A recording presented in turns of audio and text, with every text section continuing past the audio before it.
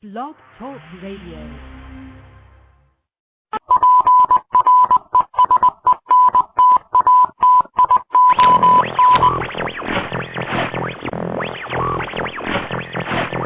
Welcome.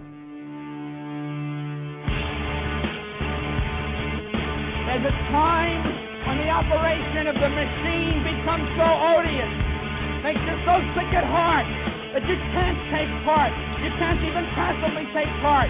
And you've got to put your bodies upon the gears and upon the wheels, upon the levers, upon all the apparatus, and you've got to make it stop. And you've got to indicate to the people who run it, to the people who own it, that unless you're free, the machine will be prevented from working at all. I want the truth. You can't handle the truth. As long as the Matrix exists, the human race will never be free. Start somewhere. It has to start sometime. What better place than here? What better time than now?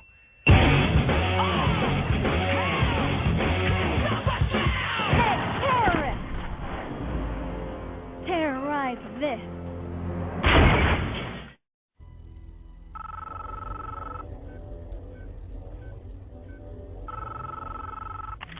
I know you're out there. I can feel you now. I know that you're afraid. You're afraid of us. You're afraid of change. I don't know the future. I didn't come here to tell you how this is going to end. I came here to tell you how it's going to begin. I'm going to hang up this phone, and then I'm going to show these people what you don't want them to see. I'm going to show them a world without you. A world without rules and controls, without borders or boundaries. A world where anything is possible. Where we go from there is a choice I leave to you.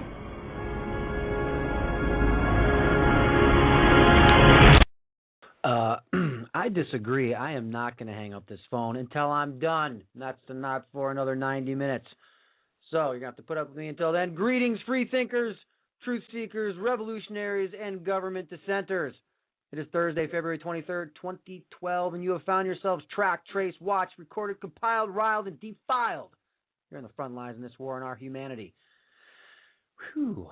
I'm your host, Darren Stone, broadcasting to you live from the apex, the pinnacle of FEMA regions, people. It is FEMA Region 1, of course. Tonight's call-in number, should you decide to call in and let your voice be heard, it is 917-889-3064, because remember, kids, it's always time to let your voice be heard. 917-889-3064. All right.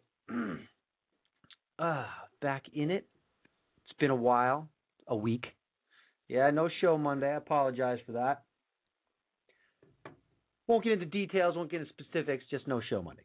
But we have one tonight, and I hope you are informed, entertained. I hope you laugh a little, and if you cry, that wasn't my intention. So, let's do the normal plugs first. Frontradio.net is the official website for this radio program, frontradio.net. It speaks for itself.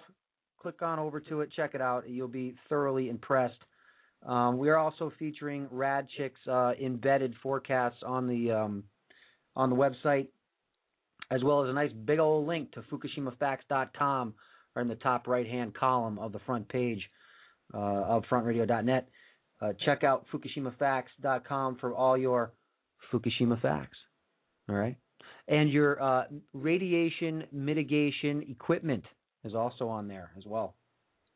From frontradio.net, you can get to the YouTube channel, the Facebook, the Twitter, all of the social media links are all there for your enjoyment. On just a quick side note, on the Front's Facebook page today, I posted this link up.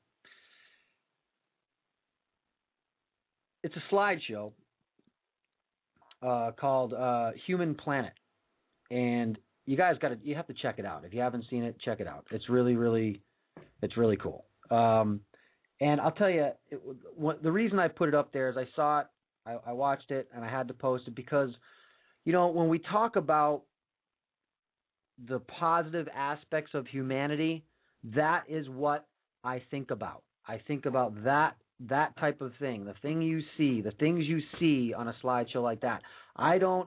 Believe me and trust me, I understand it's very, very hard to look out there at the people and the things they do and the way they act to think that there's any hope for humanity, but there is. And I've kind of narrowed it down. Look, I'm from America, all right? So all I can really judge is America and Americans, all right? So when we lose faith in humanity, I look at us, I guess, because a lot of the people portrayed in this Human Planet slideshow, if for any of us to live in the conditions and the situations many of these people are living on, and we would consider that the proverbial shit hitting the fan. I mean, they couldn't get much worse, but yet you see these people and they're all smiling. I understand it's a photograph, it's a moment in time. Yeah, I get that. But they're all smiling. You don't see despair in their eyes. They're living in mud huts, foraging for food all day. And, I think the reason is, you can agree, disagree, whatever. I think the reason is because their lives consist of what makes us human beings. Whereas our lives here in America consists of chasing after something that doesn't exist. Not a very fulfilling life. And I know it might be hard to imagine outside of the lives that we know, but it's just an observation I was making, and it's the reason I posted it up, and it didn't get much attention on the page, and I urge you, just take a second, go look at it, because it's pretty cool. You guys in the chat room, the pictures, the scrolling pictures for your enjoyment, up at the top of the page there, the Mongolian hunters with the golden eagles is part of that slideshow, so might give you a little taste of what it's about. That looks like living to me. Granted, I know some people think living is owning 4 cars, having a mansion, having millions of dollars, but again, that just separates you from your humanity. You can say whatever you want about it. I know it's cozy and comfortable, and so is the Matrix for Neo until he got woken up. But that's all falsifications anyways. It's just an observation I made on that, and I wanted to point out the reason for my posting it. And it will also be, if you're not a Facebooker, congratulations, I commend you, seriously. And that slideshow will be on the frontradio.net website. In the left-hand column it should be when you first log on. All right, so let me get to the other plugs here. GovernmentRag.com and the Government Rag on Facebook, my friend Stephanie Sledge. All the Truther headlines, daily Truther headlines, check her out. My new buddy Zach running the Revolution Will Be Televised Facebook page. Another new friend running World Anti-Censorship Alert Squad. I mentioned this page the other day, or last Thursday. Hey, the guy running it is gung-ho. Feed him while he has the energy, okay? World Anti-Censorship Alert Squad. Go like it. Revolution Will Be Televised page on Facebook. Go like it. And, of course, Rad Chick on Facebook. If you haven't liked it, then you must not have listened to this show before. And if you haven't, then please go to Rad Chick. You need to know the information that she puts on there. I don't really think there's anything more important going on in the world than the things that Rad Chick is reporting on. I just don't report on them constantly because she's already doing it. So that's why I don't do it. I'm in the mode of trying to point out the obvious signs that there's serious issues going on. So that's the role that I'm playing this evening. All right. So first thing I thought we'd do, you guys see the info we have up for tonight's show. We have a comparison of Nazi Germany and America. Yes, I know this has been beat to death in alternative media, but I haven't beat it to death yet. Okay? I have mentioned it quite a few times, but we're actually going to go down a list. This list was compiled from a Christian source, so we'll take that into consideration as we go through it a little bit. But there are some definite things that we're going to look at as far as a comparison. Also, I have a clip for you, and I just want to say, Rad Chick, if you're listening, I apologize, and all you guys out there, I apologize. I ripped her newest. It wasn't her newest. I found out about 8 minutes before I went on air. She put out a new fallout forecast. I didn't have time to rip that one. I ripped the one from yesterday, and I totally forgot to upload it. My bad. I apologize. So I won't be playing the Rad Chick forecast. You can go to the Front's website or the Facebook page and check that out whenever you want, because they're both up. Also, I have, and I have a clip from Judge Napolitano, his last show. I know many of you probably heard this already, but I'm going to elaborate on it and add to it. And also, I want to talk a little bit about this movie coming out, Act of Valor, with the Navy SEALs. Most likely the reasons you're seeing this, besides it's cool, okay, there's much more to it than that, believe me, and we will get into that, what those things are. Also, 5 things to do, 5 things to know about if you're confronted with search and seizure from the American Gestapo these days. Search and seizure do's and don'ts we'll go over. If we get to it, the number one killer in this country, nope, not Al-Qaeda, people. If you just listen to your TV, you'd probably think it was, but it is the medical industry, although we don't know all the statistics from Fukushima yet. So maybe Fukushima trumps the medical industry. And this is actually information put out by the CDC. So no conspiracy theory there. There's cold, hard facts. And I have a story, 4 guys, 3 tasers, and a pistol whipping. And we will get to that. We'll probably round up the show with that because it's funny. Funny, but not funny. So I wanted to take a quick look, though, before we started, just at these at the recent headlines. I'm not going to read the stories, but, if you just kind of scroll down a page, and I'm going to use the Drudge Report right now, and I understand a lot of people think this is a right-wing conservative news source. I don't really know if it is or not. I just happen to like some of the articles that they put on, and it really doesn't seem that much different from any other news site. So, but oil hits $1.08 a barrel, up $2 already from yesterday. And Obama says, "Hey, don't blame me." Okay, because of course nothing's his fault. It's the evil Republicans, everybody. It's the evil Republicans. Look, if the Republicans weren't in the way, we'd all have our own ponies. We'd wake up to rainbows outside of our windows and probably pots of gold in our yard if it wasn't for those damned evil Republicans. And if this is your first or second or third time listening to this program, I am affiliated with no party.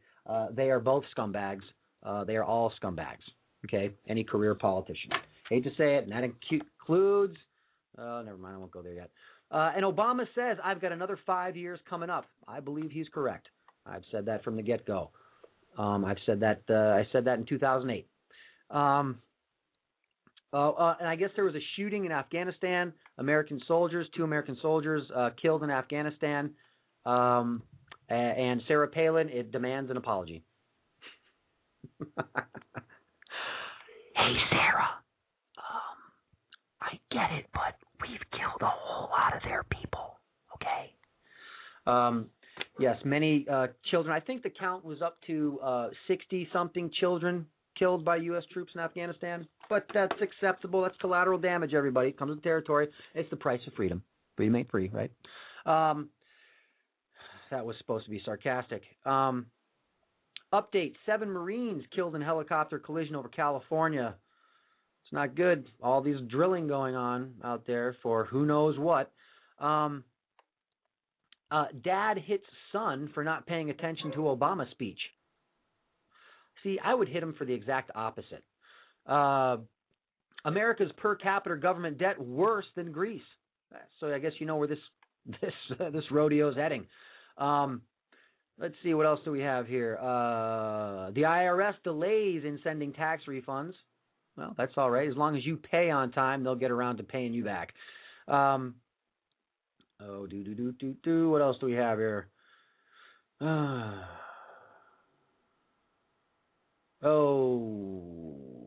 know we have some more interesting things.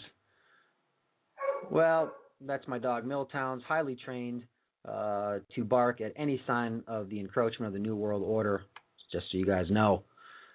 Here's one. In the frame job for Iran, Iranian scientists sought Israel's annihilation, says widow. Oh, well, I guess we'll take her word for it and start World War III. Oh, but also, to back her story up, unearthed nuclear documents reveal history of deceit. Unlike the upfront and honest Israel and America, Iran's lying about something, right? And what else do we have here? I guess that's about all. That's about it. Stores hope to boost sales with facial recognition technology. Oh, facial recognition technology. That's just a conspiracy theory, Darren. Oh, okay. Anyway, moving on. We have. Let's get into this, the Nazification. That's not actually a real word, but it should be. Nazification of America. So, here's this article, 25 Signs that America is rapidly becoming more like Nazi Germany. You know, if you said this a year or two ago, you were a racist. But then, thank God, Herman Cain decided to dip his big old toe into the political spectrum, because that way you could just say, well, I'm not a racist, I'm a Herman Cain supporter, even if you weren't. It was just an excellent comeback and left someone grasping at air. But a couple of years ago, if you made the comparison, you were a racist, or you're un-American, you're anti-American. You see, because the problem is that with Nazi Germany, the things that happened in Germany, people associate all of that with race and racism. And that really, racism was not really, I mean, it was a big part of it, but it wasn't all of it. And it's been marketed to us through schooling, through propaganda, through, constantly being reinforced. I mean, it's hard to think of a quote unquote evil dictator that's been more publicized and propagandized than Hitler. Absolute horrifying person, but he's no different than the people throughout history that have killed millions of their citizens. Over 7.2 million Americans died during the Great Depression, and if you are one to believe that the Great Depression was formulated and brought about purposely, well, then there's really no difference between the bankers and the government that allowed that to happen, took part in it happening, and allowed 7.2 million people to die on this soil.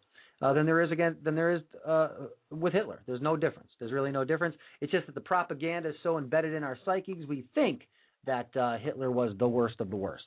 And he was bad. Don't get me wrong. I'm not saying anything like that. So before I get emails telling me that I'm a Holocaust denier or a Nazi sympathizer, I'm none of those things. I'm just trying to point out different facts that go together that are portrayed to us in misleading ways. So this is actually 25 signs. We're not going to go through all 25 because it gets pretty Christian-y in the middle of it. And I'm not going to avoid that for any other reason other than the fact that I think it might be a little biased and tilting things a certain way. So we'll avoid those. But Nazi Germany was a totalitarian Big Brother police state that constantly monitored everything that German citizens did. I don't think anybody can argue that that's pretty much where we're at now. Today, the bureaucrats that run things in the United States are also absolutely obsessed with constantly trying to monitor us. For example, there are certain we have the lunch Nazis now with schools. I've put up 2 articles, I think 3 articles in the past week and a half of different instances in schools where parents have packed lunches for their kids, and school food inspector person says that they cannot eat their lunches brought from home. They must eat the school food because it's not nutritionally sound. Well, my first question or my first thought is, well, let me check out the physical prowess of the inspector just to see if they understand what they're talking about. I mean, they should practice what they preach, I would imagine. But we have these instances here. A preschooler at West Hoke Elementary School ate 3 chicken nuggets for lunch on January 30th. I actually posted this story because the school told her the lunch her mother packed was not nutritious. Well, the girl's turkey and cheese sandwich with a banana and potato chips and apple did not meet U.S. Department of Agriculture guidelines, according to the interpretation of the person who was inspecting all lunch boxes in the Moore at 4 classroom that day. Now, in that one paragraph, the fact that there is a person who's inspecting all lunch boxes in this school, how did we make it? When I used to go to an elementary school with my little emergency, remember that show Emergency? It was a firefighter show. I had an emergency lunchbox. Okay. Yeah, all right. I'm admitting it on air. I did. And I didn't have anybody searching my lunch pail. And I made it. Everybody in my school made it. Nothing bad happened. We all made it. But nowadays, we need somebody to inspect your lunch boxes. You know, and people get all caught up in the reasoning that's given for it. You know what? No, there's no reason that's good enough. Because I can tell you as a certified nutritional counselor that this turkey and cheese sandwich that this girl had, whether it be on Wonder white bread or not, as far as ratios of protein, fats, and carbohydrates, it was almost perfect. 50, 25, 20. 55, 20. 55, 25, 20 would be the ratios. 55 carbohydrate, 25 protein, 20% fat. Now, that's not a nutritional guideline, people. So don't go running out the door with that little bit of information and think you're going to get ripped and shredded. No, that's not what I'm talking about. I'm just talking about as far as ratios for the human body to work with in an efficient manner. And she had a banana and some apple juice. Okay, well, the reason that her lunch was not acceptable is because the lunch inspector, I wonder if they're going to have a college course now, lunchbox inspector. It'll be like it'll be like community quality lunch control advisor, something like that. It's because the girl didn't have a vegetable in her lunchbox. And this is coming from the school system who deems 2 tablespoons of tomato paste as a vegetable. So we can see that the rationale is really not nutrition. It's no concern for the children. It is really more or less an exercise in submission and dehumanization. You have to be inspected. Okay, all of your stuff has to be looked at and inspected. There is no privacy. There is no personal preference. None of that. So that's pretty much the biggest comparison between America and Nazi Germany, right? And we all know that. Okay, so let's move on. Nazi officials often use their positions of power to force others to do dehumanizing things. And dehumanization, by the way, is a step towards genocide because it's much easier to kill somebody if they are not your equal, or you think they're beneath you or lower or a danger or a threat or a scourge, or just they disgust you because of what you think you know about them. Okay, it's the same. The same type of things happened with the people in Nazi Germany that were thrown into concentration camps. It wasn't just Jews. It was Poles. It was Gypsies. It was all prisoners of war. It was political dissenters. It was other party members. It was anybody who didn't agree and who didn't follow without asking. Okay, anybody who caused a stink about anything ended up dead. And obviously the utopian society that was promised to people never came about, and by the time it was all over, people were starving in the streets, and there was really nobody even left to fight the Allies by the time they got into the heart of Germany. But so this is exactly what the TSA is doing, right? The TSA and the police. Now, this article just points out the TSA, but the police are the same. You know, I don't think anybody can discount the fact that police brutality has been on the rise. We've seen many, many cases of people being murdered by police with pepper spray, being tased to death, being beaten to death, being shot to death. Last week, we had the woman, 52-year-old woman, got in an altercation with a police officer outside a church and tried to roll up her window on the officer. Granted, should she have done that? No, she shouldn't have done that. But she sure didn't deserve to have 5 put in her chest by the officer for rolling up her window. Now, of course, we have the guy that died from the pepper spray waterboarding torture in Florida, and the list goes on and on and on. Of course, TSA just dehumanizing everything. Look, if you're a hot-looking girl, you're probably going to get searched by the TSA. Or, I mean, you're going to go through the body scanner. They've admitted to this. Obviously, we have grannies, stories of the grannies being strip searched by TSA. We have stories of colostomy bags being pulled off, artificial breasts being pulled off. We had the kids in school. I posted up an article, I think it was earlier today or yesterday. A little girl used her friend's inhaler because she couldn't breathe, and both girls suspended. Sharing drugs against school policy. Again, so the girl might have died, okay, because she couldn't breathe, and that is what the school would have rather had happened. But her friend said, here, use my inhaler. It's the same crap. Go ahead, use it. Take a hit. But anyways, back to the TSA. This is exactly what the TSA is doing today. It would be really easy to imagine some Nazi military officers forcing a young woman to walk back and forth in front of them several times so they could admire her form. Well, that is what TSA agents are doing on American women today. The following comes from a recent Wired article. TSA agents in Dallas single out female passengers to undergo screening in a body scanner, according to complaints filed by several women who said they felt the screeners intentionally targeted them to view their bodies. Well, aren't you just so full of yourselves? No, I'm sure that this is what happened. One woman who flew out of Dallas-Fort Worth International Airport several months ago said female agent sent her through the body scanner 3 times after the agent commented on her cute body. Pretty obvious. The amazing thing to me is that a lot of this stuff isn't obvious to people. And it's so obvious to me and to a lot of other people.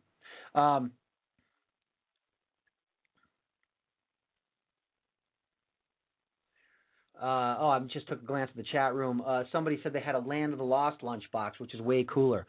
It was. Hey, look, I'm not proud of my emergency lunchbox, man. Not at all. I think I wanted. What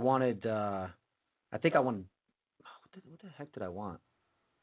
I think I wanted a Star Trek lunchbox, actually. I couldn't get it. Whatever it wasn't my first choice, but whatever. Anyway. In Nazi Germany, even women and children were treated like dehumanized cattle.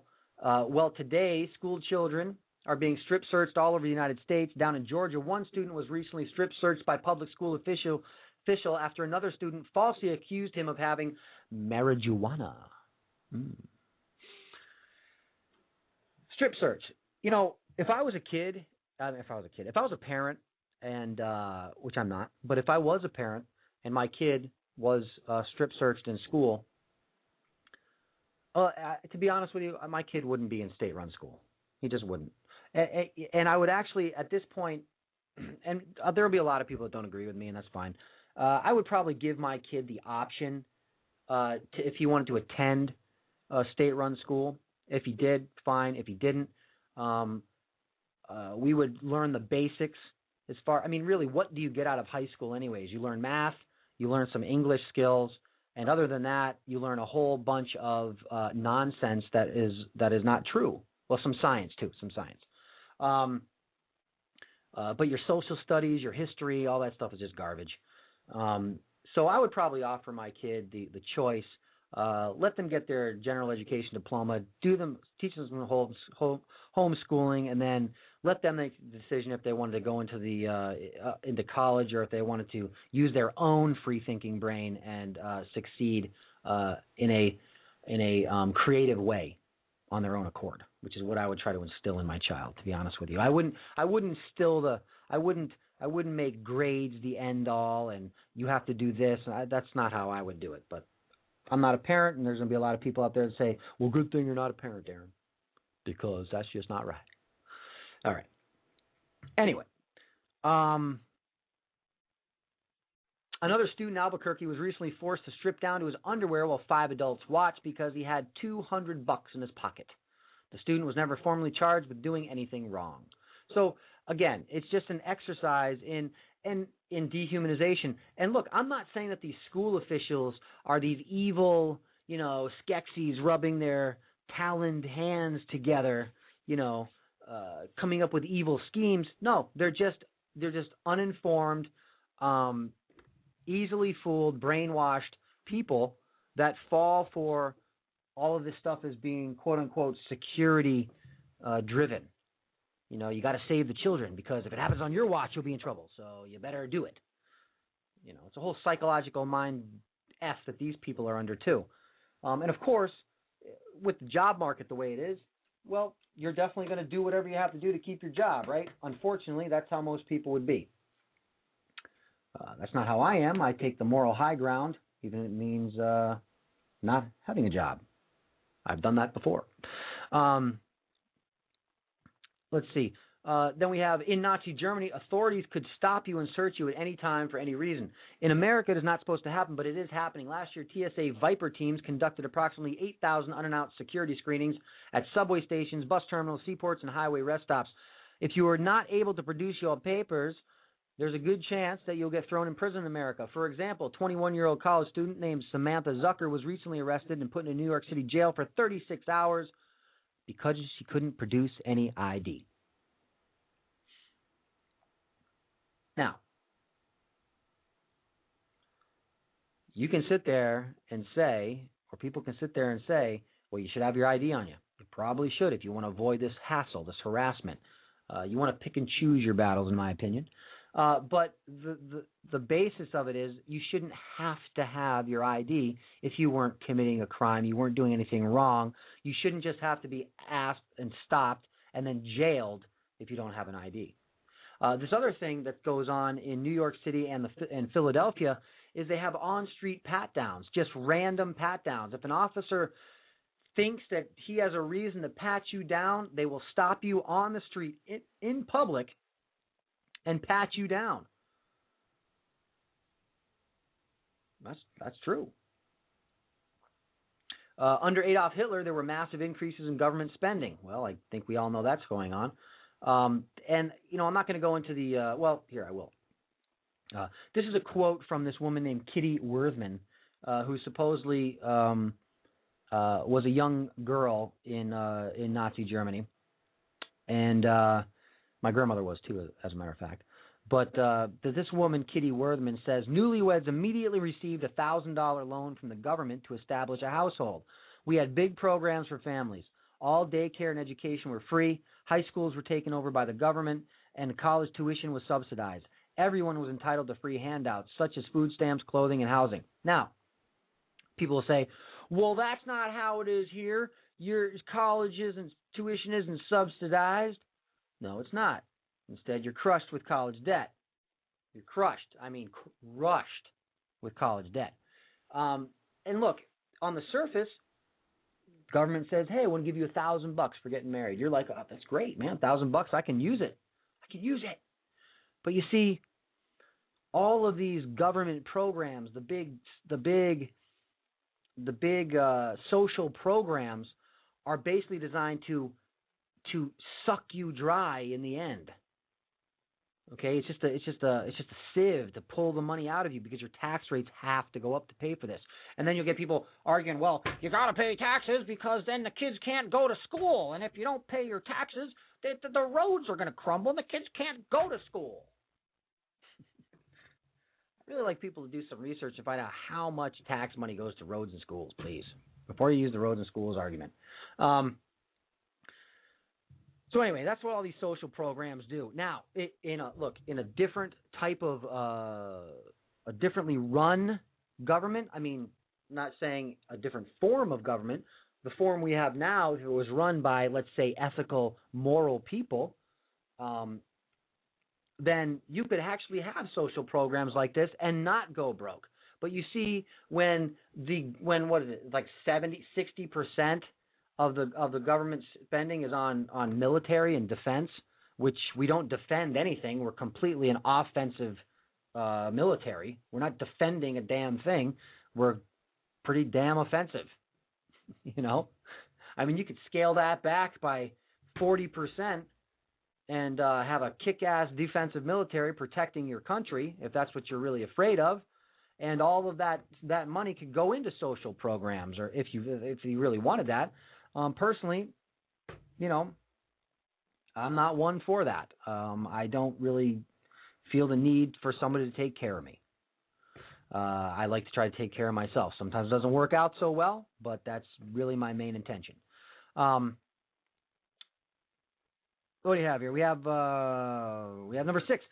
Taxes were raised dramatically in order to pay for all these social programs. Okay, so I already went over that. What else we have?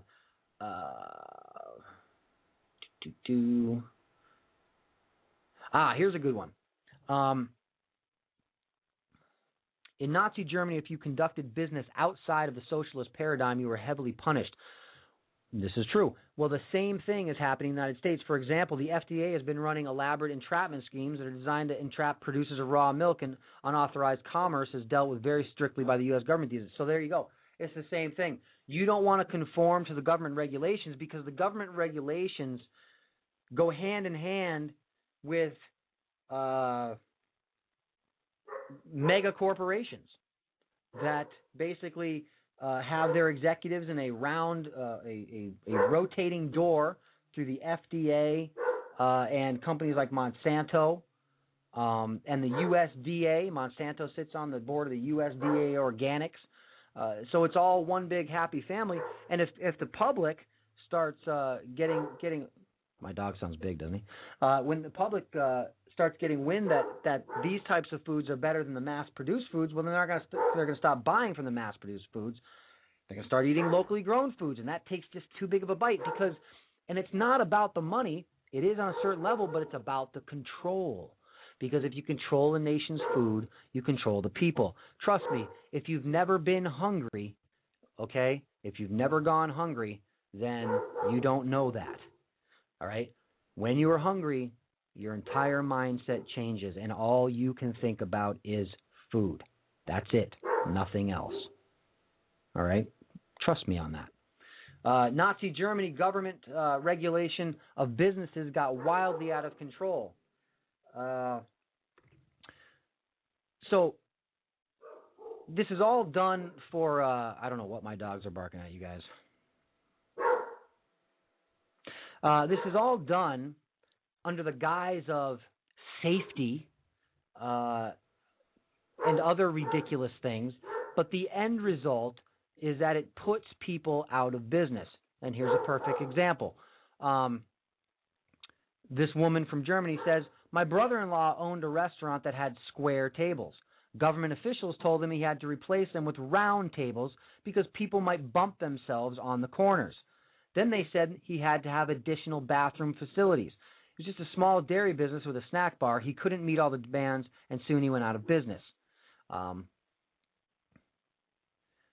So if the government owned the large businesses and not many small ones existed, it could be in control. So this is what we see these days.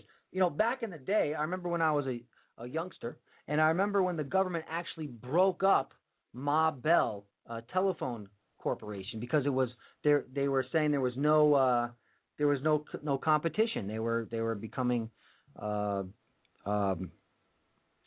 it called? I can't think of the word. Anyways, they didn't have any competition, so they're getting too big, and they could basically manipulate prices and people's phone bills at will because there was nobody to compete with. So the government actually broke them up. Well, now things are just the opposite. We see everything consolidating, especially the banking structure and the food industry as well. That's why you're seeing so many SWAT teams busting Amish guys. Yeah, SWAT guys. I mean, I just have to think to myself, if I was on a SWAT team, and I'm riding the back of my fully armored urban assault vehicle loaded to the hilt with tear gas grenades and body armor and my AR-15 tricked out to the max, my helmet, my infrared goggles and jack boots and all my crap on, and I bust out the back doors in formation, oorah, and I go in, I get the Amish guy who's just sitting there milking his cow. Don't you feel a little silly? Is that really what you signed up for? Really? All right.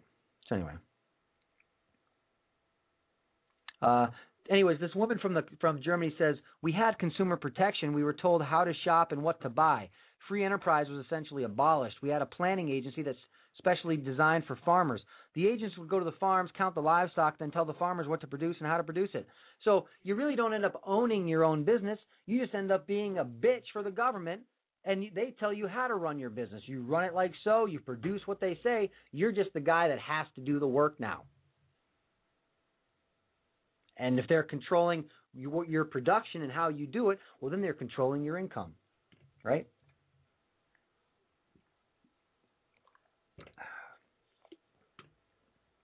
That's right. All right, what else do we have here? All right, there's plenty more. I mean, there's 25 of them, and I'm not gonna go through all of them, but you guys get the point. I'll be posting this article up. It's made the rounds on the fascist book up to this point. If you haven't seen it, it will be up on the Front's Facebook page. All right, let's. I got a caller on the line. I think this is Zach from Revolution Will Be Televised. Hello, What's going Zach. on, man? What's going on, man? How are you? Good. What's happening? Oh, nothing much, man. Just wanted to call in real quick today, and this is kind of a side note. What the information about you were putting out about the Nazis and stuff is definitely true, man. We're headed. You know, the PSA are basically the brown shirts, but in a different uniform now. So, sure. Want to plug my partner on the Revolution Will Be Televised, JGI, man. He does great work. Appreciate what he does as well. Appreciate what you do as well. Thank you, sir. Likewise. Thank you. I just had a quick thing today that I wanted to kind of get out and let everybody know a little bit about, in case they didn't know. I personally didn't know. Somebody put me on this information. I knew of it, but I didn't know all the specifics. But I want to talk a little bit about the AYM, which is the Alliance of Youth Movements, which are these instigators that work for the State Department that are put out the fake revolutions via Twitter, Facebook, and whatnot. They've now changed their name. They are movements.org, and they consist of three little State Department lackeys. Main one is a guy named Jared Cohen. He's a CFR member. No surprise there. This guy has traveled all over the world, and he has met with Hezbollah rebels. He's met with Al-Qaeda rebels. He worked for Condoleezza Rice and Hillary Clinton at the State Department from 2006 to 2010. Mm-hmm. His job was basically, radicalization, and meeting with people who were anti-government, basically young people. You can go to these foreign countries and they love American people. And when they meet American people, they get easily swayed because they love our ways, they love our cultures, they love everything about us, regardless of what mainstream media shows you. They really love American people. So this guy goes and cozies up to people and starts, with the infiltration and the instigation that, hey, if you're unhappy with your government, we can help you, this, that, and the other. And these people are backed by some heavy hitters. They really are. This whole establishment, they've got endorsements from Hillary Clinton. And Zach, was this guy? Do you think this group and this guy was involved with the Jasmine Revolution in Egypt? They were. Yes. The movements.org were absolutely involved. They were involved in Tehran after the elections. Jared Cohen's good friends with the owner of Twitter, or CEO of Twitter, and he had them delay their upgrades or their maintenance in order so people couldn't get out tweets and stuff about what was going on until the following day. This is how dirty these people operate, and they are backed by, number one, they're backed by Microsoft. These are some of the private and public corporations. They have corporate backing. They have backing by AT&T, Procter & Gamble, Microsoft, Coke, Pepsi, and they also have State Department backing. And they have these summits. They've had one in 2008, 2009, and 2010 where they discuss how to use tools to help people that are unhappy with their governments. They have founded a thing called the PTTOW, which is their plan to take over the world, so to speak. And they use Facebook and Twitter as a voice to start instigating revolutions with small groups, whether it be, someone, this could be any group. This could be any group that's unhappy with the government, or they want some kind of change, and they think they're doing it in the name of democracy, but there's really a set agenda that this group, movements.org, has set up. Well, of course, yeah, sure. I'm sure most of the people that are being recruited into this are being recruited under false pretenses and fooled. Do you think that this group is part of the Occupy movement? And also, what do you think about, because I've always thought this, how we've seen these flash mobs, all these flash mob stuff going on all of a sudden, which of course is going to result in more street security. To me, that stuff, I don't know if that stuff is real, the flash mob stuff, or if it's designed and instigated. I'm not quite sure. What do you think? I think a lot of it could be instigated. I think that initially Occupy Wall Street came out as a noble movement. They had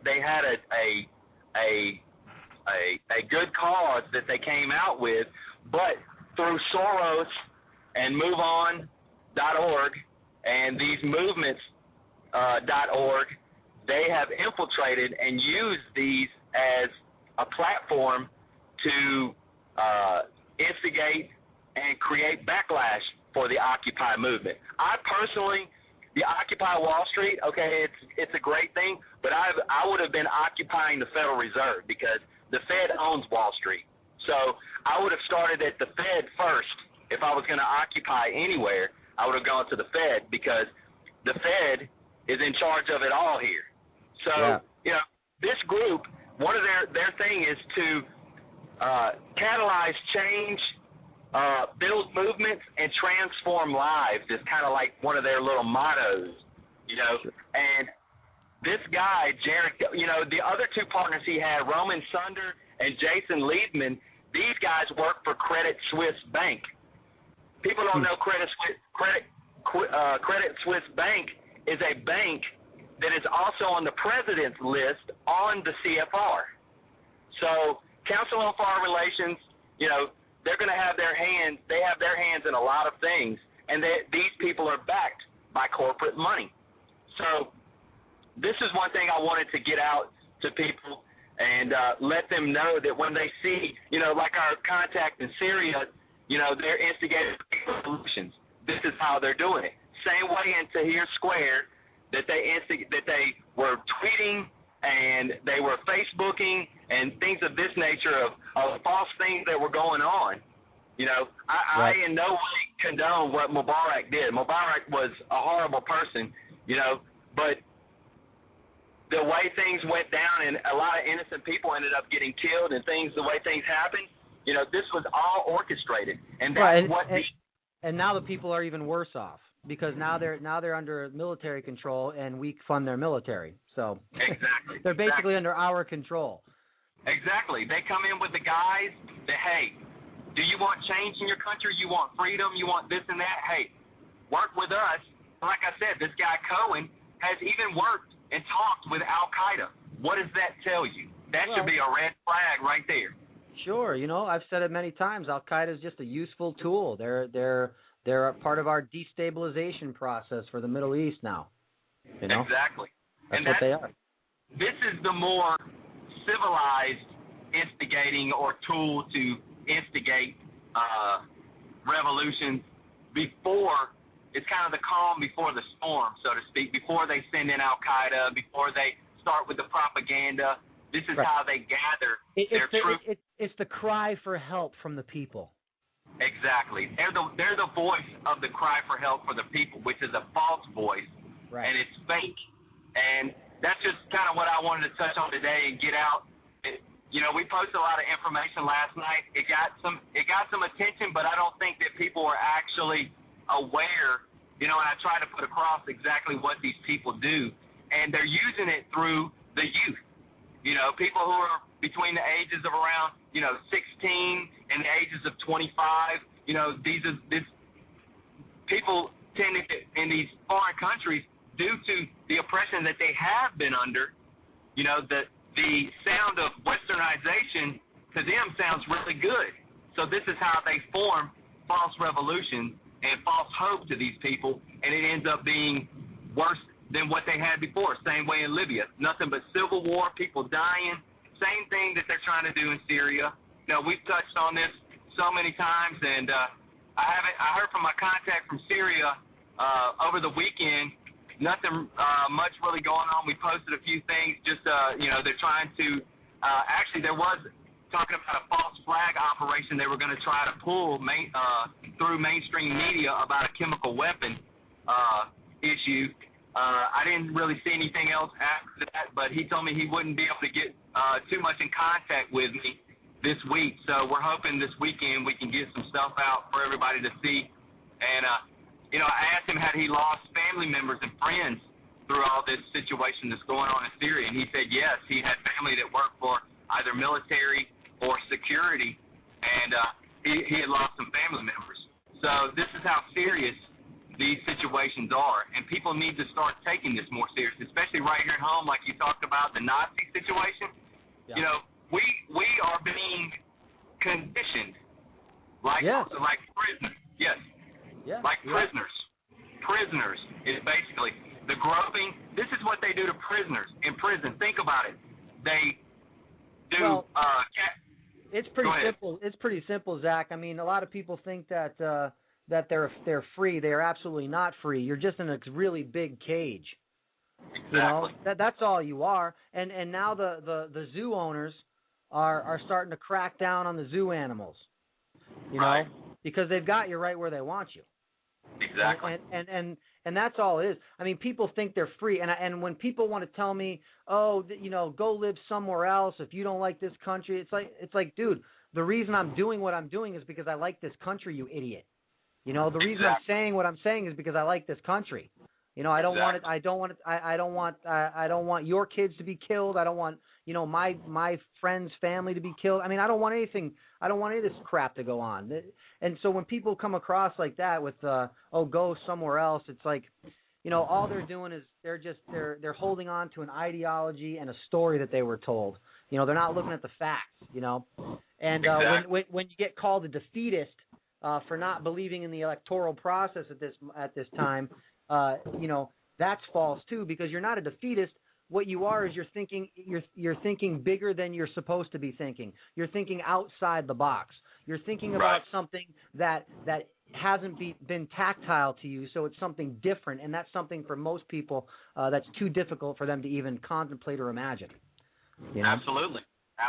They believe that they believe they're free, and that's so far from the truth. And I like I said, I encourage people just to research and more research, question everything. I question everything. So, and we work hard to try to bring people the correct information and put the truth out there. My partner, JGI, out in California, he works hard, man. And this guy puts out some great stuff. And he is very, very knowledgeable.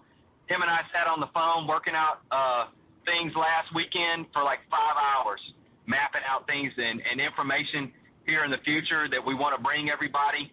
And, we're going to go through, we've got a lot of plans for everything, and we're going to, everybody who's in this fight for humanity and freedom, we're going to include everybody and put everybody with us.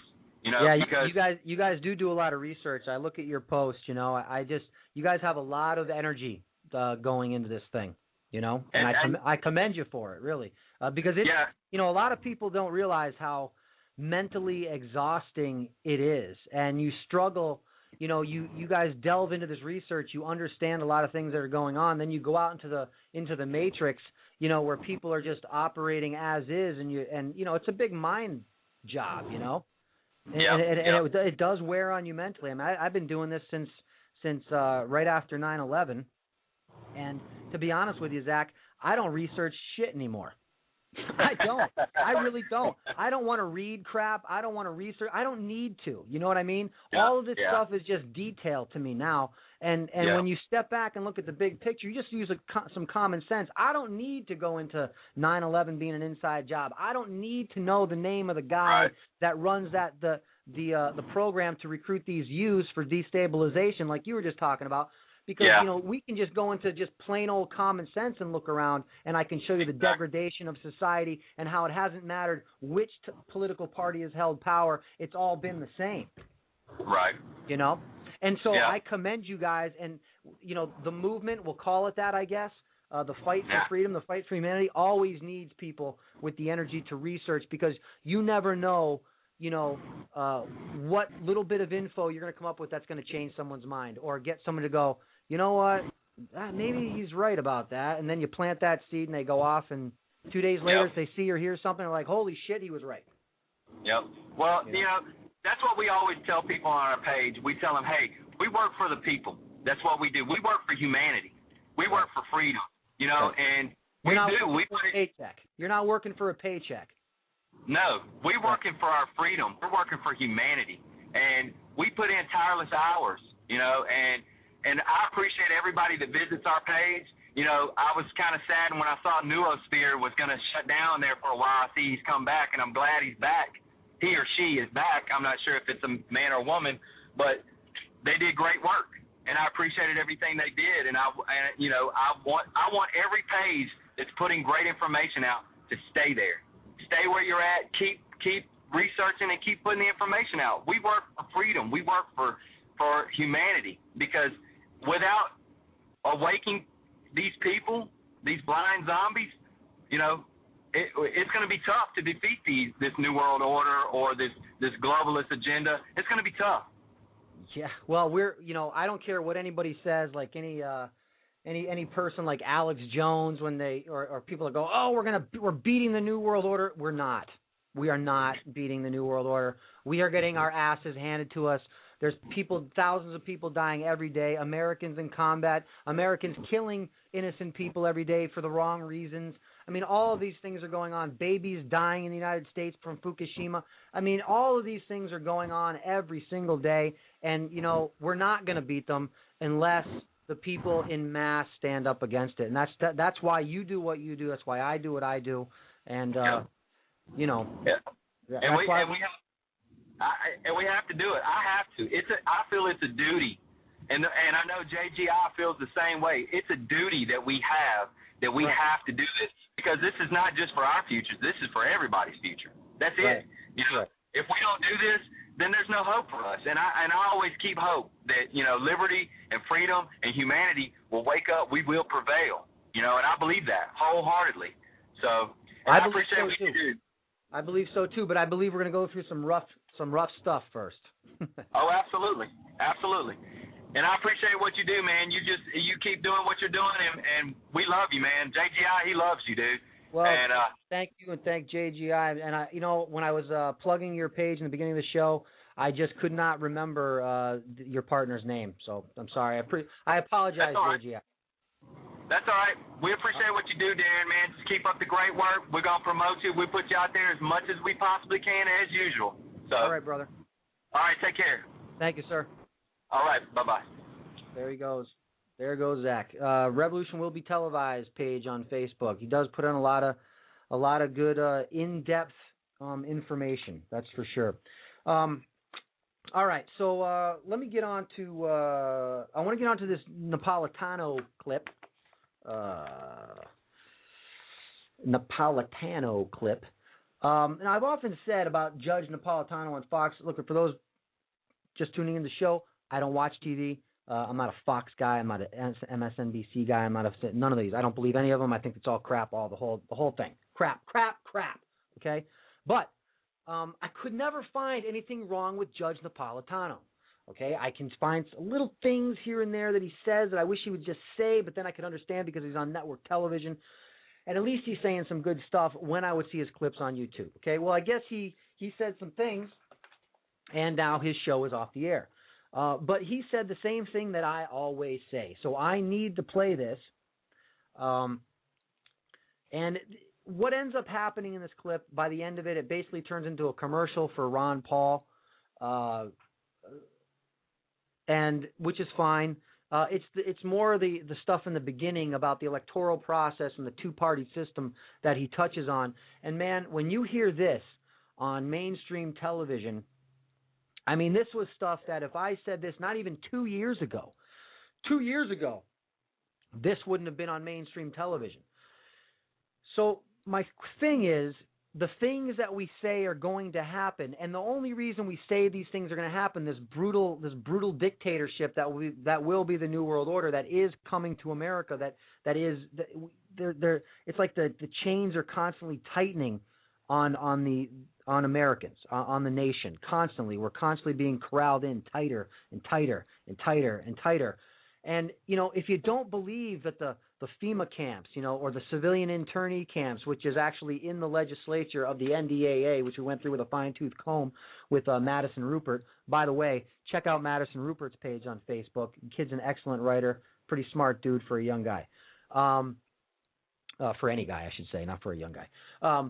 But listen to what Napolitano says about the two-party system here, and then I'm going to elaborate a little bit on this. Okay, we have this.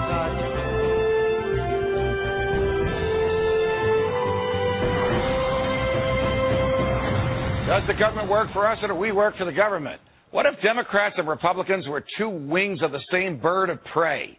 Tonight, what if elections don't matter? What if elections were actually useful tools for social control? What if they just provided the populace with meaningless participation in a process that validates an establishment that never meaningfully changes? What if that establishment doesn't want and doesn't have the consent of the governed? What if the two-party system was actually a mechanism used to limit so-called public opinion? What if there were more than two sides to every issue, but the two parties wanted to box you into a corner, one of their corners? What if there's no such thing as public opinion, because every thinking person has opinions that are uniquely his own?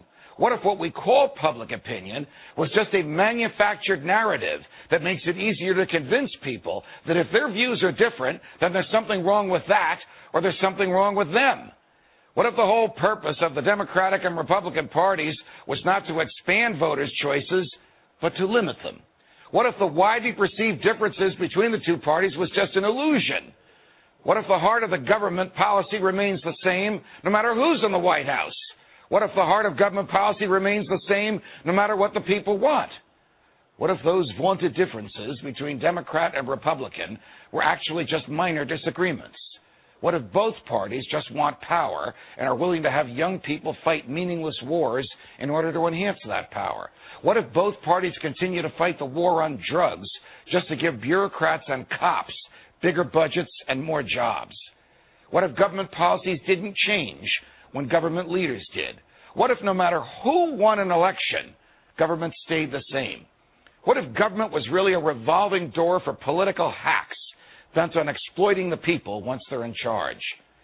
What if both parties supported welfare, war, debt, bailouts, and big government? What if the rhetoric that candidates displayed on the campaign trail was dumped after electoral victory? What if Barack Obama campaigned as an anti-war, pro-civil liberties candidate and then waged senseless wars while assaulting your rights that the Constitution is supposed to protect? What if George W. Bush campaigned on a platform of non-intervention and small government and then waged a foreign policy of muscular military intervention and a domestic policy of vast government borrowing and growth? What if Bill Clinton declared that the era of big government was over, but actually just convinced Republicans like Newt Gingrich that they can get what they want out of big government too? What if the Republicans went along with it? What if Ronald Reagan spent 6 years running for president, promising to shrink the government.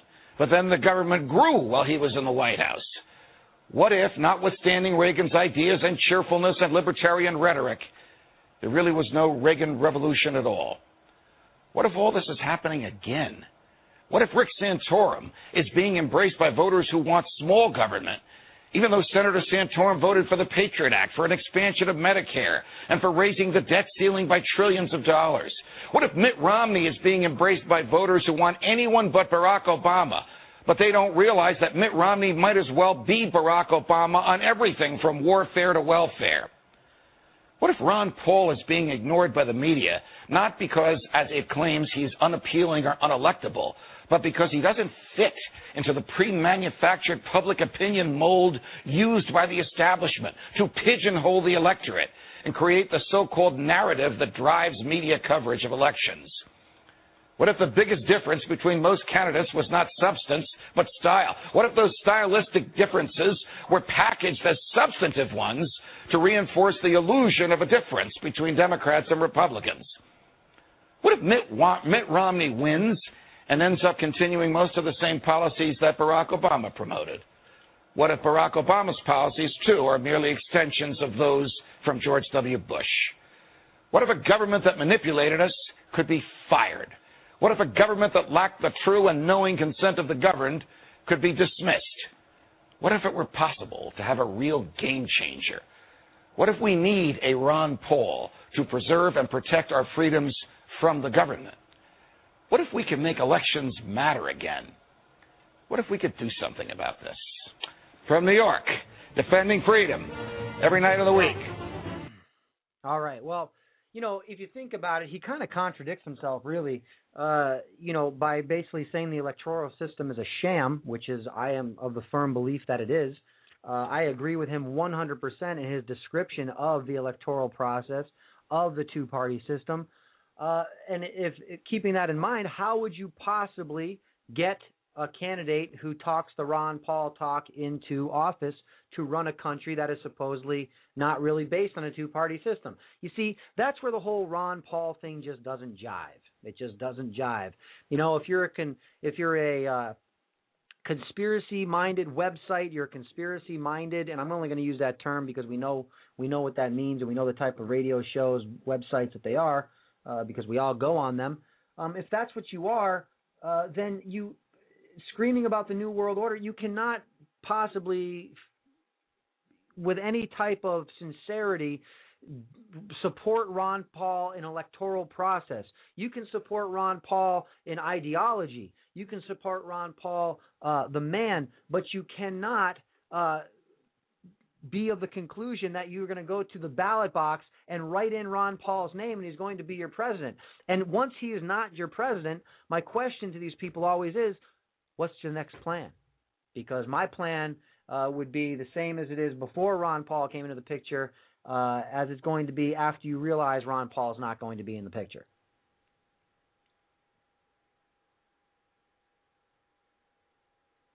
So it just doesn't add up for me, and I'm going to laugh my off if you get a Romney-Paul ticket by the time this is all said and done. I will be laughing. Oh, yes, I will be. But anyway, besides that, the thing is this. Look, the whole electoral process, we go through the same damn thing every year. What do most people say? Well, I picked the lesser of two evils. Why are you presented with two evils in the first place? Why can't you be presented with two good guys? Why does it have to be two evils? And the other thing is, this is how it goes. In the 2004 elections, Bush was screaming and crying. Well, it's the Democrats. The Democrats can't get nothing done with the Democrats. It's got Nancy Pelosi, Speaker of the House, can't get nothing done. So he gets another 4 years.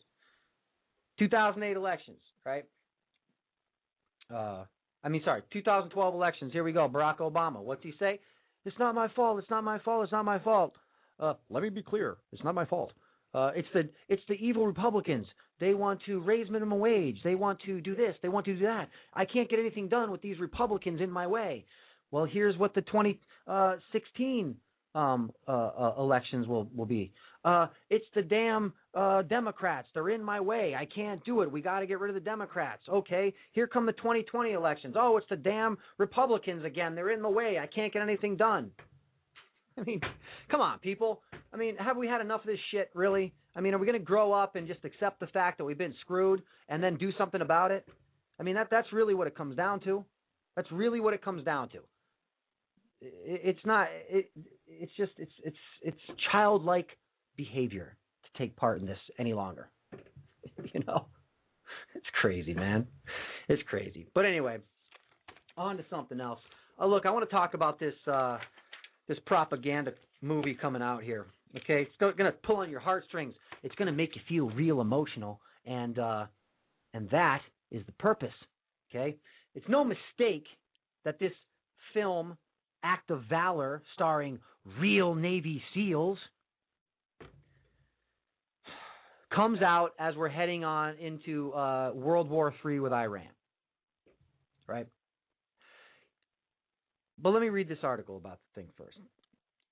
Secretive Navy SEALs take starring role in new film. The secretive Navy SEALs are coming out of the shadows for a new Hollywood film, with elite commandos cast in starring roles in a radical departure for American Special Forces. In an act of valor, the select troops who call themselves, quote, the quiet professionals, take a turn as leading men on the big screen, reciting lines from a script as they race to prevent terrorists from carrying out an attack on the United States.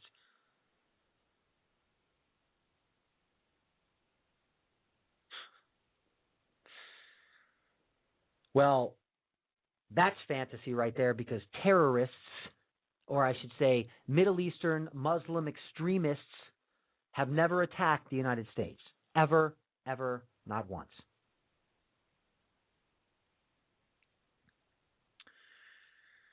Filming began in 2007 before the Navy Sea, Air, and Land teams. You see, they just say that as it's a foregone conclusion because, see, we're backing the official Mind F story by just saying, as they race to prevent terrorists from carrying out an attack on the United States.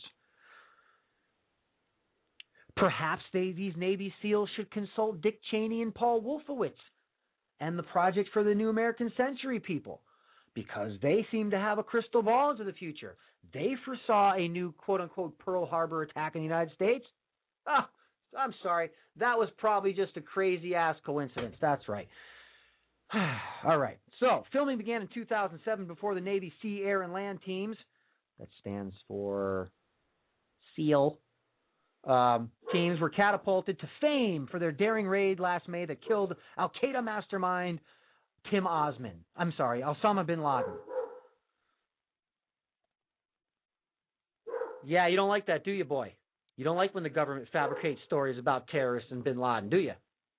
No, I hear you. What?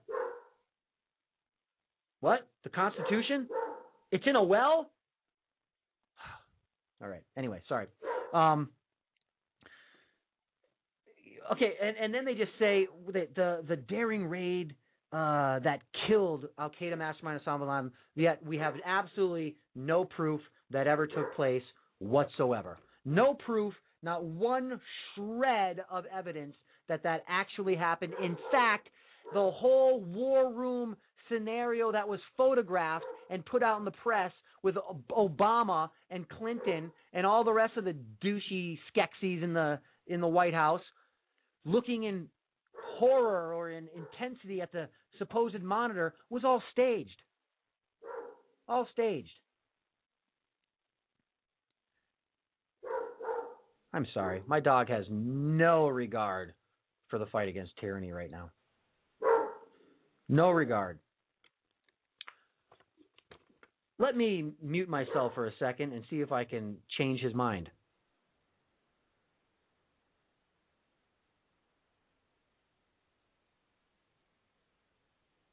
All right, let's see if that worked. You didn't want to hear that, trust me. U.S. defense officials did not find out about the movie until after the fact. Well, I guess there was no intelligence on that. They did not find out about the movie until after the fact, causing consternation at the Pentagon, which has an office. Here's a key sentence here. The Pentagon, which has an office that vets scripts and negotiates cooperation deals with Hollywood producers. Yay! So you see, there is government propaganda in your supposed entertainment, people. In fact, that's why you have entertainment. That's the only reason you have it. That's why you have your programming. Not to give you endless hours of mindless or mind-numbing pleasure. No. It's to reinforce things like nationalism, which is what this movie is all about. So let me keep going. So how is it, though, just think about that. How is it that the Pentagon didn't know that Navy SEALs were on location in Hollywood? Okay. Their commanding officer didn't know. Nobody knew. Nobody had to answer to anybody. I've never been in the military, but I'm assuming there's a chain of command. I'm assuming people have to know where you are. I'm just assuming. It's an assumption, so I could be wrong. Although troops have appeared in movies before, such as Black Hawk Down, this film ventures into uncharted territory, possibly jeopardizing the anonymity that the special forces have sought to safeguard. Well, if you're coming out in a feature film with your face all over the screen, I'd say that's a slight jeopardization of your anonymity. But, again, I'm a crazy conspiracy theorist, and I could be wrong about that. Quote, it is one thing to be filmed parachuting out of a plane, but it is another thing to be parachuting and landing on the red carpet, a defense official who spoke on condition of anonymity. Everybody's anonymous, even anonymous. Premiering on February 24th, the action-packed movie tells the fictional story, key fictional story, of SEALs rescuing a kidnapped CIA agent from a Central American drug cartel. Well, geez, I wonder if he was one of the, or she was one of the CIA agents that was injecting people with plutonium or lacing bread in a small town with LSD. Were you one of those CIA agents that we need to go save? Oh, I don't know if you were or not, but anyways, I'm sure it was all based on anonymity. You know what I'm trying to say. All right. So only to uncover a terror plot against the United States by a Chechnyan jihadist. Don't you love it how there's just like one guy, they say this is one guy has a plan to take down the United States. Just one guy, he's going to do it all by himself. Walk out your door and come up with a big plan how you're going to take down a nation the size of the United States. Go ahead. Just go out there and see how much sense that makes for you. The project started out as a vaguely defined recruiting movie with directors Mike Mouse McCoy and Scott Wagg filming SEALs training exercises, but eventually evolved into a full-blown feature film.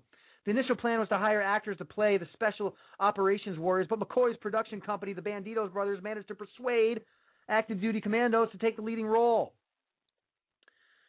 Quote, it became an obsession to tell the story in an authentic way. What story? It's a fictional fucking story. It's fiction. It became an obsession to tell the story in an authentic way. You see, what he means is it became an obsession to reinforce the official story in an authentic way. That's what he means. We thought that the only way to do it was with real guys, said McCoy on the film's website. And I ask you, American public, who's going to go out in droves to see this piece of garbage, how the F do you know if those are the real guys in the movie? You don't. There's been a decidedly mixed reaction on the movie project at the Pentagon, the defense official said. Quote, obviously, clearly we should have gone through the normal channels, said Vince Ogilvy, Deputy Director for Entertainment Media at the Pentagon. Yeah, I didn't know that. The Pentagon has a Deputy Director for Entertainment Media. Quote, but under the circumstances, if they had come to us, we probably would have approved it pretty much the way it turned out anyway. The officer who oversees the SEALs and other elite troops as head of the Special Operations Command, Admiral William McRaven, has defended the movie as a valuable recruiting tool that reveals no classified tactics or techniques. I agree, Admiral McRaven, with your crazy cartoon character name, Admiral McRaven. I agree. You are 100%. That movie is a valuable recruiting tool to the young and dumb, who thinks that they will be going out to fight and murder and slaughter to keep their homeland safe, when in reality, all they're doing is killing for geopolitical corporate interests. That's it. Quote, we're conscious of the fact that they are active duty Navy SEALs in there. I can tell you they volunteered. There was no concern on their part for their individual security or the security of their family. No concern. The names of the commandos in the film do not appear in the credits, and instead the movie lists naval special warfare troops killed since the attacks on September 11th, 2001. Well, it's terrible that the naval special warfare troops mentioned in the film have died. That's not a good thing. I'm not pro-death to troops. I'm not a guy that hates the troops. I'm a guy that hates that the troops are fooled into thinking they're doing something that they're not doing. Because if you actually think that the troops are fighting for our freedoms, look around you, and over the past 10 years, as the troops have been fighting harder than ever, and we've been expanding the war into 7 different countries, your freedoms, as Judge Napolitano said, were not taken away by Muslim terrorists, the supposed boogeyman that's out to get you for your freedoms, who your tax dollars finance in the first place. Your Al-Qaeda, your tax dollars finance Al-Qaeda because Al-Qaeda is CIA and NATO.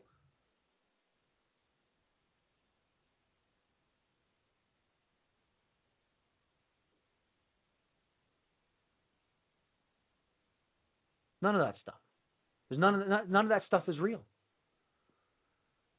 It's the government that's doing it. It's the government, controlled government by the Council on Foreign Relations, trilateral. It's the same old song and dance. I feel nauseous. I even have to repeat and repeat and repeat and repeat and repeat. Believe me, I am boring myself to death with this information.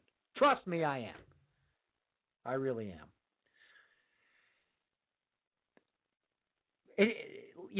Going over this stuff, talking about it, listening to radio programs like this, looking at websites, looking at Facebook posts, how much of it do we have to do? I mean, how much more do we have to wallow in this ocean of complete and utter bullshit? Before people just go, look, I don't need to hear anymore. I don't need to.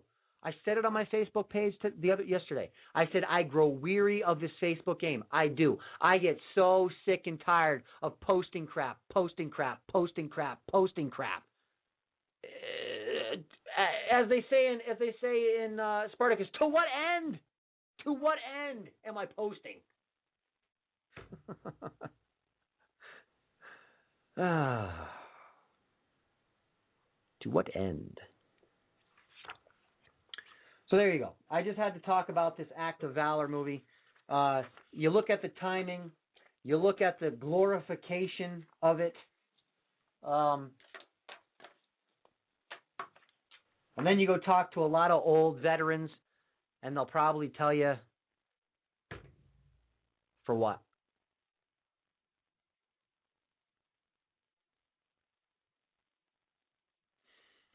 For what? None of the guys that died in Vietnam, none of that made a difference. None of the guys that died in World War II, none of that made a difference. The war came to an end not because of the military might. It came to an end because of science and the A-bomb and the fact that the experiment in Germany was over. And the financiers that propped up Hitler jumped ship. Experiment was done. We're moving on. And what did the United States government do? They grabbed all the top Nazi scientists that used to work in the concentration camps and develop weapons to kill American soldiers. They took all those guys and they said, come on, guys, we got jobs for you. And Operation Paperclip, they took them all in and they formulated our bioweapons program. They headed up Plum Island with bioweapons research, and they started NASA.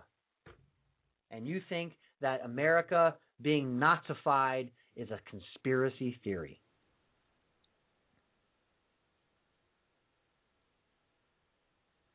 Unbelievable. But it's easy because you see, as the saying goes in the Rage Against the Machine song, and it's a famous quote. I can't remember who said it, but Rage used it in one of their songs. He who controls the future controls the past, and he who controls the present controls the past, or something like that. Basically, it means if you control history, if you're in control of what people think is history, you are in control of the people's thought processes of the future and how they feel about the present.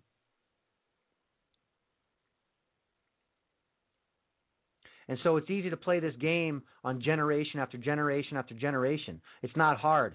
And what we see now is not only do we have propaganda, my generation in high school, okay, we were propagandized about the true history of the Revolutionary War and breaking free of the king in England. And it's just such a crock. It's just not even true. It's just not even true. And now we see kids in school, not only are they learning falsifications in history worse than we were, they have historical figures actually removed from textbooks. But now they actually have tactile conditioning going on with searches and lunch box searching and strip searches and, you know, being expelled for letting your friend use your asthma inhaler because your friend couldn't breathe. So you are not allowed to show concern for your fellow human. You must follow the rules at all costs.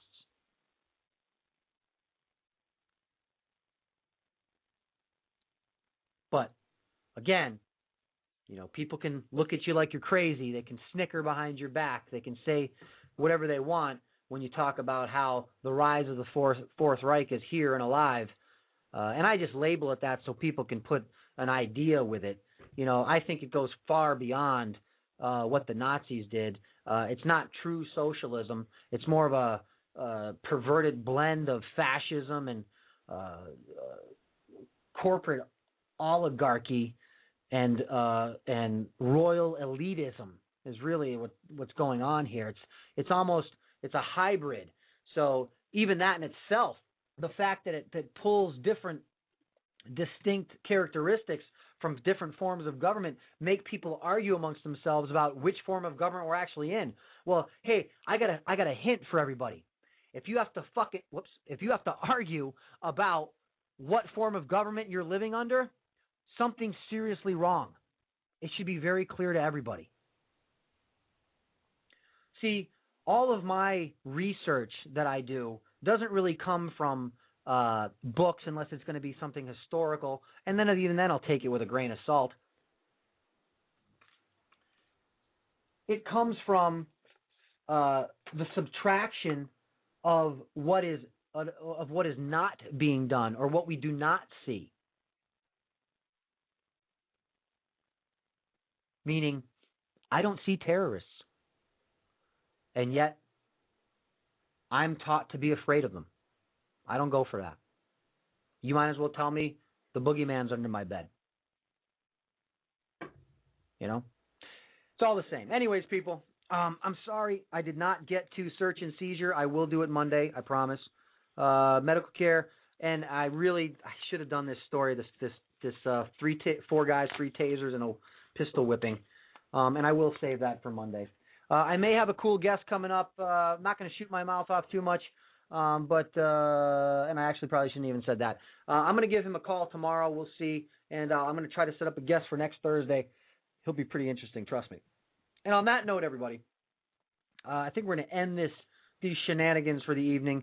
I appreciate all you guys taking the time to listen. Really, it means a lot more than I can really say.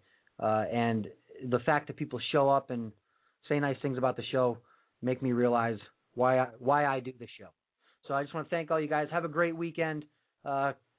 Stay alert. Wake somebody up. All right. Have a great weekend, everybody. Bye. Your choice is simple. Join us and live in peace, or pursue your present course and face obliteration. We shall be waiting for your answer. The decision rests